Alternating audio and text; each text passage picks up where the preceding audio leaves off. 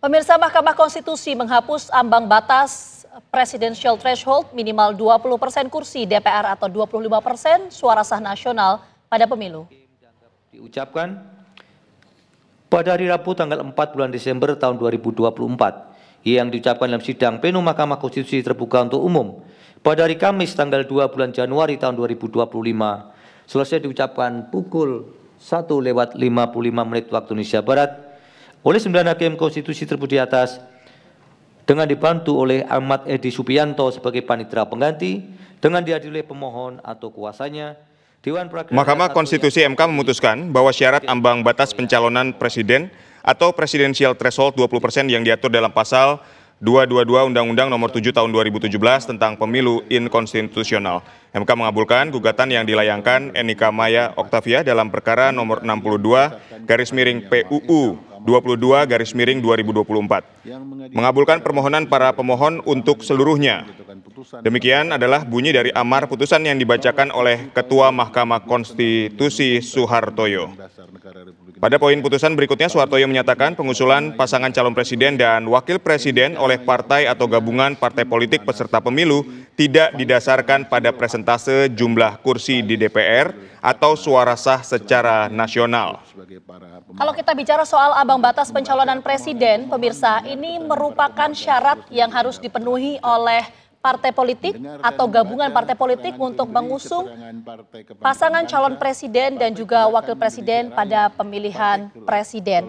Dan memang sebelumnya kalau kita mengacu pada amanat konstitusi Undang-Undang 1945 menyebutkan bahwa partai politik memiliki kewenangan untuk mengusung pasangan calon dalam pilpres atau pemilihan presiden. Nah, artinya dengan MK menghapus ambang batas pencalonan presiden ini, apakah artinya kewenangan dari partai politik untuk mengusung pasangan calon dalam pemilihan presiden ini akan tidak signifikan seperti pada aturan-aturan pilpres sebelumnya? Karena kalau kita melihat Aditya dan juga pemirsa, dalam sejarah presidential threshold ini sempat mengalami beberapa perubahan. Misalnya di Pilpres 2004 ini 3% kursi DPR atau 5% suara sah nasional. Pilpres 2009, 20% kursi DPR atau 25% suara sah nasional. Pilpres 2014, 20% kursi DPR atau 25% suara sah nasional. Dan Pilpres 2019 yaitu 20% kursi DPR. Sementara di Pilpres 2024, presidential threshold atau ambang batas pencalonan presiden diberlakukan 20%. Ini merupakan sidang yang berlangsung saat ini, Aditya. Ya, kita akan dengarkan amar putusan dari Mahkamah Konstitusi. Berikut ini. Meaningful participation.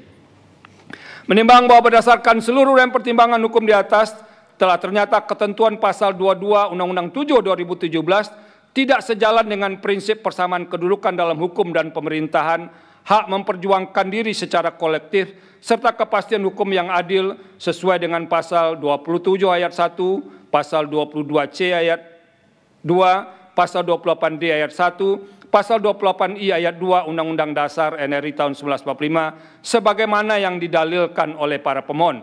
Dengan demikian, dalil pemohon adalah beralasan menurut hukum untuk seluruhnya. Menimbang bahwa terhadap hal-hal lain tidak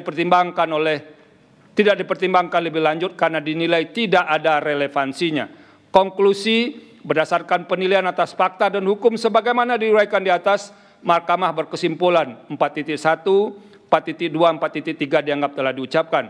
Berdasarkan Undang-Undang Dasar NRI tahun 1945, Undang-Undang 24 tahun 2003 tentang Mahkamah Konstitusi dan selanjutnya dianggap telah diucapkan.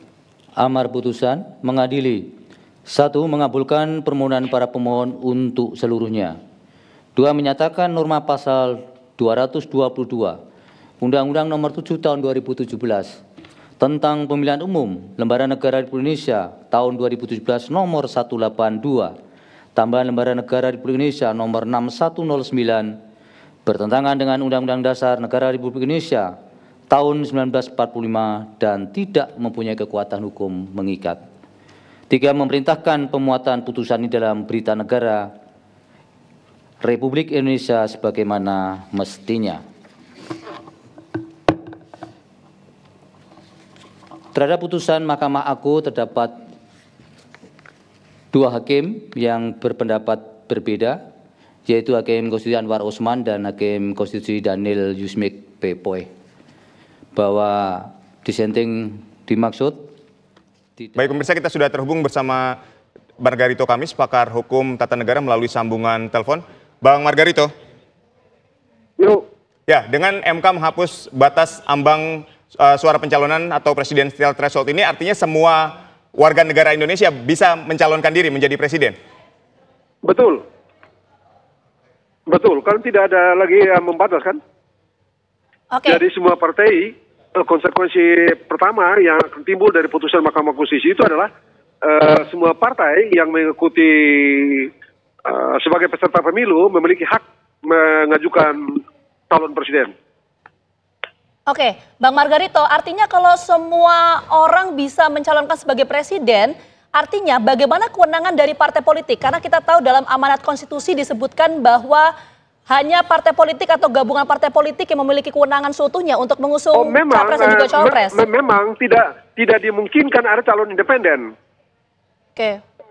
Nggak mungkin, tidak ada itu berdasarkan norma dalam pasal 6A itu tidak mungkin ada calon independen. Semua calon harus diajukan oleh partai politik.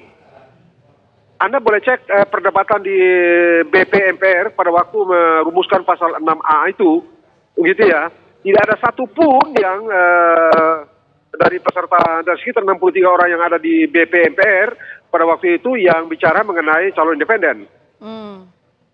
Hampir seluruhnya, atau boleh dikatakan bahwa dominan intens dari BP MPR itu adalah pencalonan presiden itu diajukan oleh partai politik. Praktis memang itu dimonopoli, kewenangan mencalonkan itu dimonopoli oleh partai politik. Oke. Begitu yang dimaksudkan oleh para perumus pasal 6A itu. Pada waktu pasal 6 itu dirumuskan di di MPR tahun 2001 pada waktu itu. Oke, Bang Margarito, sebentar. Mungkin kita simpulkan, berarti bisa nggak kita pertanyakan bahwa artinya dengan MK menghapus ambang batas pencalonan presiden, artinya tidak ada calon independen. Artinya tetap harus diusung oleh partai politik, tapi partai politik non-parlemen yang tidak memiliki kursi di DPR itu juga punya kewenangan untuk mengusung capres-cawapres. Kurang lebih begitu, Bang Margarito? Secara hukum, tidak ada urusan dengan parlemen dan non-parlemen. Yang terpenting adalah dia adalah peserta pemilu. Oke, jadi konteks peserta pemilu itu gimana?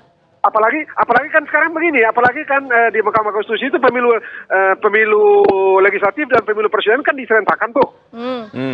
Jadi setiap partai politik yang mengikuti kontestasi pemilu menjadi peserta pemilu, dia otomatis demi hukum memiliki hak mengajukan calon presiden.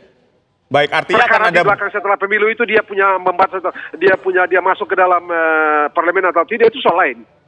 Tapi secara normatif, setiap partai yang mengikuti pemilu, dia punya hak, dia menjadi peserta pemilu, dia punya hak mengajukan pencalonan calon presiden.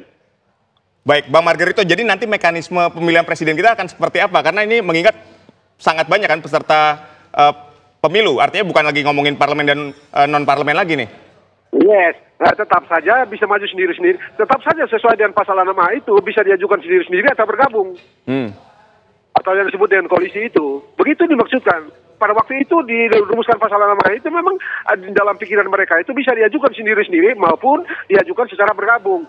Nah, bergabung itu. Nah, kata bergabung itulah yang kemudian dijadikan preferensi merumuskan ambang batas presidensial threshold itu. Oke. Dan artinya keputusan dari MK ini apakah sifatnya final dan mengikat atau gimana, Bang Margarito? Final mengikat. Tidak ada cara mengelak dari putusan Mahkamah Konstitusi. Begitu dia putus, jam itu juga dia jadi hukum. Tidak ada cara untuk menghindar atau mengelak dari putusan Mahkamah Konstitusi itu. Kita mau senang, mau tidak, mau suka, mau tidak, begitu putusan dinyatakan, lalu diundangkan, ya sudah, dia jadi hukum. Dan dia mengikat semua orang. Oke, Bang Margarito, begini, kalau kita bicara soal penghapusan ambang batas pencalonan presiden, artinya kan ini berpotensi menimbulkan calon presiden yang banyak ya, tidak hanya 2 pasangan calon. Bagaimana menjawab kekhawatiran publik? Iya, sebentar Bang Margarito. Artinya bagaimana menjawab pertanyaan publik mengenai gesekan di grassroots kalau ada calon presiden dan juga calon wakil presiden lebih dari 2. Yang dikhawatirkan kan seperti itu. Menjawab soal ini bagaimana? Itu satu soal ya, dan memang itu mesti kita kelola gitu ya, dan saya rasa pemerintah dan DPR akan menemukan cara mengelola situasi itu. Memang ini kan sudah dibicarakan dari awal, ini juga termasuk dibicarakan pada waktu pasal ini dirumuskan pada waktu itu gitu ya, bahwa nanti akan ada gesekan, ada begini, ada social distrust, ada social crack dan macam-macam itu sudah diperhitungkan. Tapi kan pada akhirnya kita memilih untuk mengisi jabatan presiden itu melalui pemilihan langsung gitu kan. Jadi oleh karena itu menurut saya ini akan dikelola. Bahkan boleh jadi dengan banyaknya calon keributan sosial itu malah tereduksi oleh karena pilihan-pilihan orang yang berbeda-beda tersalurkan semuanya kan. Boleh jadi begitu, boleh jadi dengan banyaknya orang maju capres, maka berbagai macam aliran politik, berbagai macam ekspektasi politik dari rakyat itu memiliki saluran semuanya. Berbeda dengan kalau cuma 2 orang. Kalau ada yang ada pemilih yang tidak setuju pada 2 orang itu, dia tidak punya pilihan lain kecuali ya golput. Tapi dengan banyak calon, dia mungkin tidak setuju dengan ini, tidak setuju dengan ini, saya setuju dengan ini, sehingga tersalurkan aspirasi mereka atau kehendak mereka. Boleh jadi begitu. Baik, terima kasih Bang Margarito Kamis atas informasinya. Kami sudah mendapatkan poinnya terkait dengan Mahkamah Konstitusi yang menghapus ambang batas atau presidensial threshold 20% ini. Oke, Kak. Makasih ya. Pemirsa, sejumlah informasi penting masih akan kami hadirkan usai jeda. Tetaplah bersama kami.